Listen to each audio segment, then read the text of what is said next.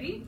I can research to answer questions. or to solve problems, but we're going to focus on answering questions about your topic that you chose yesterday. For writing part 1, which I know technically in writing part 2, but we're going to go back through this and talk a little bit more about it. We're going to learn how to use ABC-Loo. And we've already talked a little bit about some of these to research and take notes about our topic.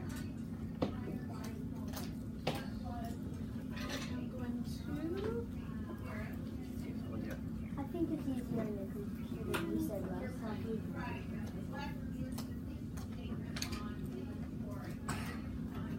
There we go. All right, researchers, we're going to talk about taking notes today. And we're going to use a strategy called ABC-Loo. Thank you. As you listen I'll let to you the know. video today, I want you to listen for what ABC-Loo stands for. The reason that we take notes is our job is to read things into learning. And we don't want to waste time writing down words we don't need. Taking notes also helps us use our own words and not to copy from books.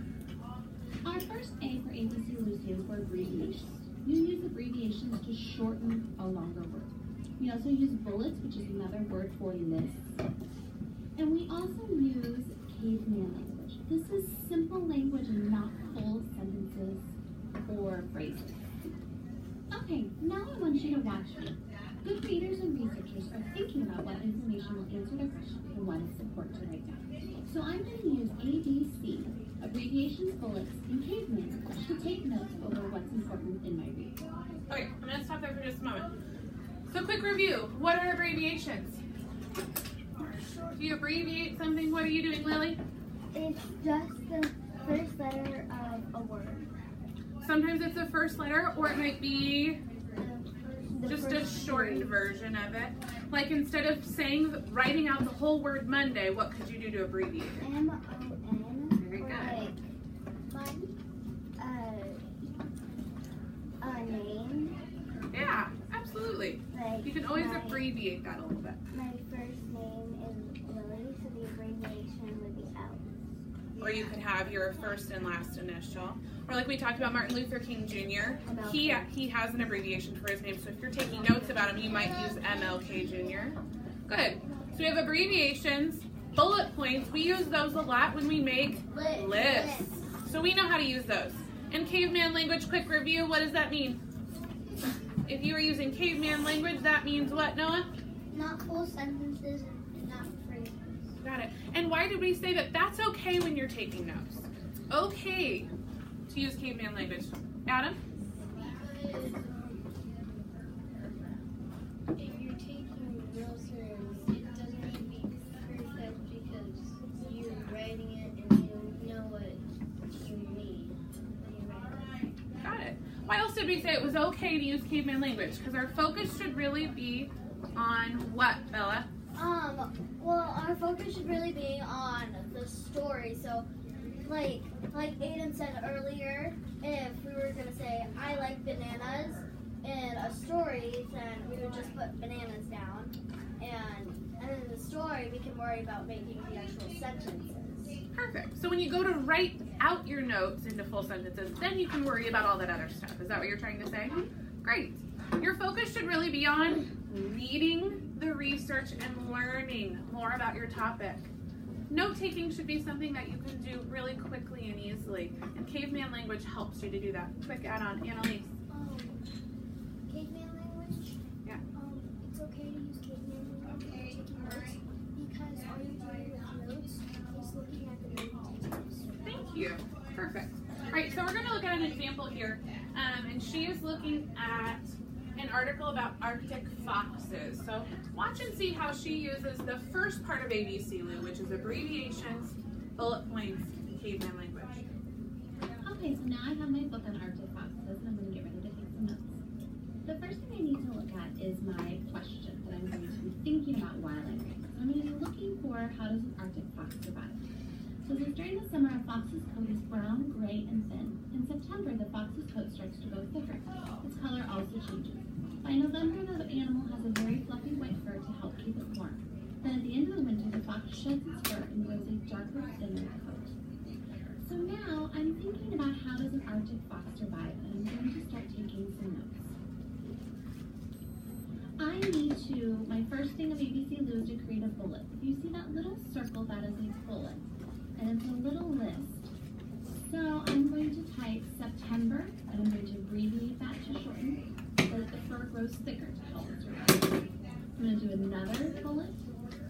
changes, which is caveman language, it's a short phrase. Notice she's not using full sentences.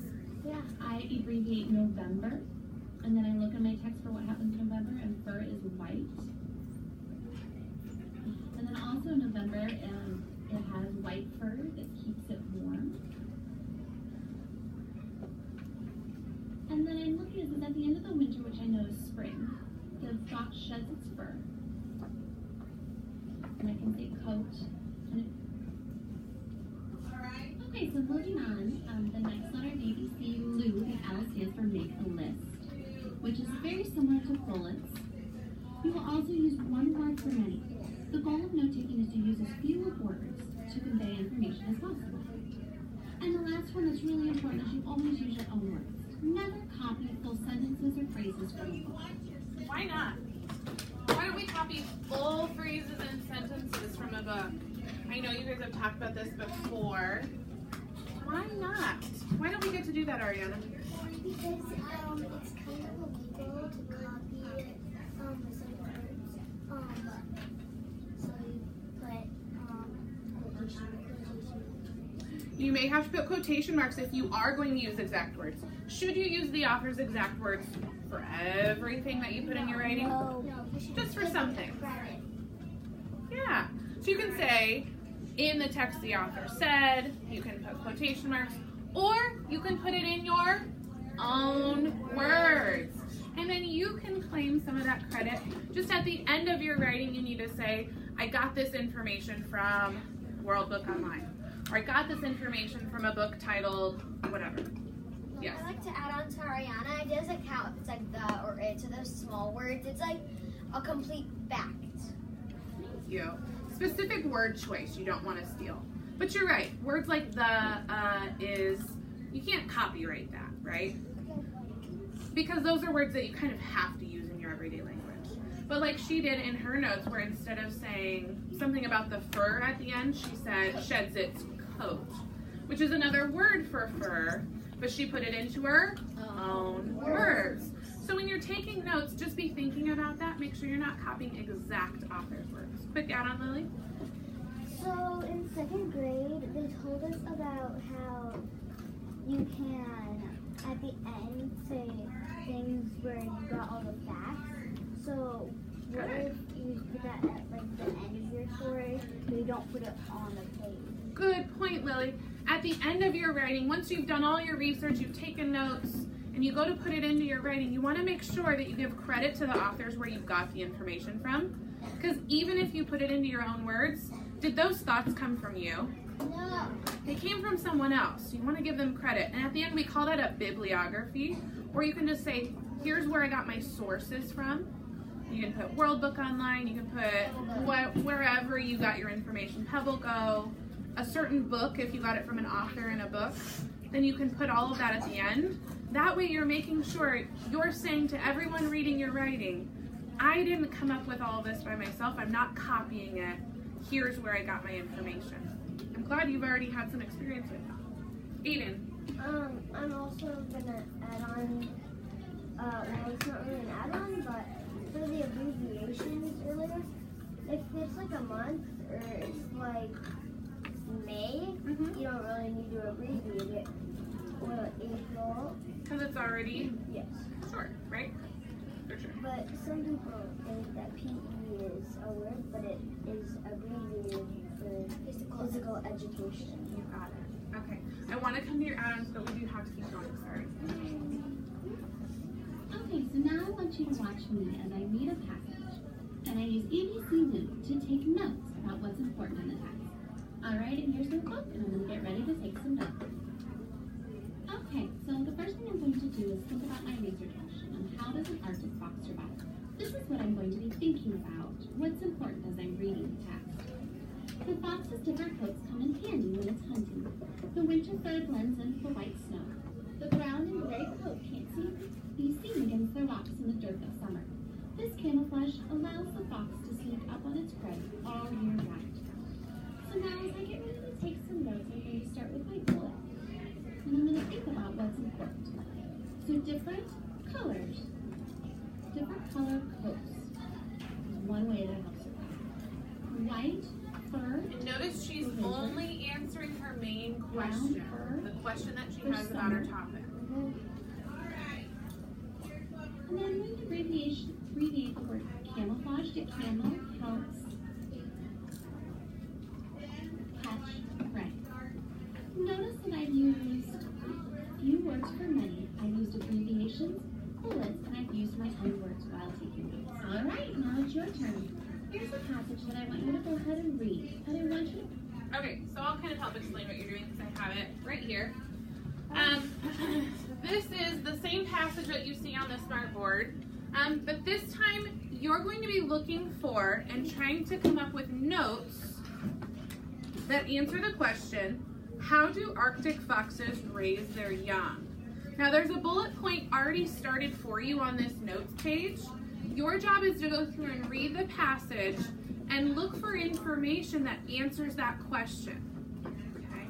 How do Arctic foxes care for their young? Let's look through that and talk about it together.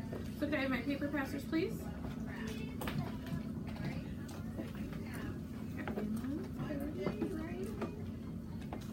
Do we have a third one? Can I help? Would you mind helping with that row? Just this row.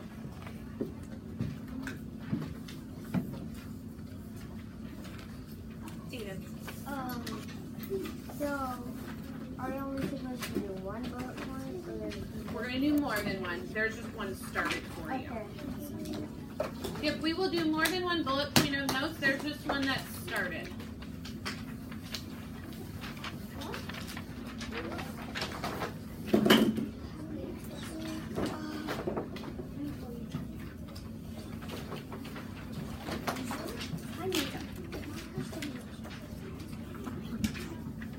Where's my?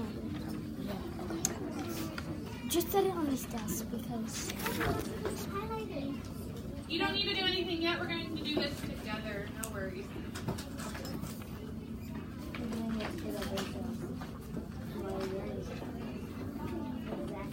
Kaya, you're not supposed to highlight it. What it means by raising like they're being. Yeah.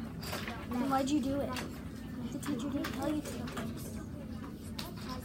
I'm not being rude to you.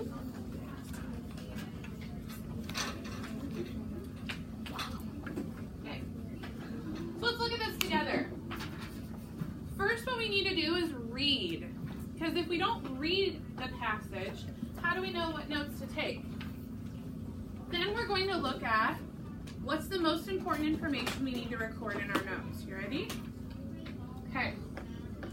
If you notice something that you think is important, you could highlight or circle it as we read, and then we'll come back together and we'll talk about what should we put in our notes, making sure that we're just focusing on answering this question. How do Arctic foxes raise their young? Right? Arctic foxes work extra hard to find food when they are raising their young.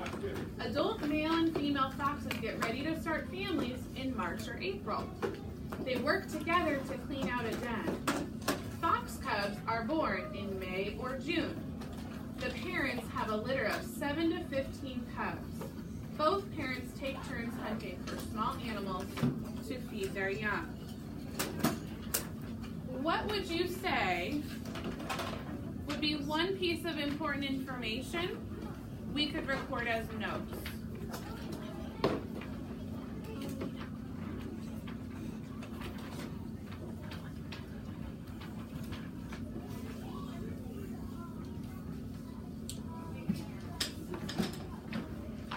To your shoulder partners first. I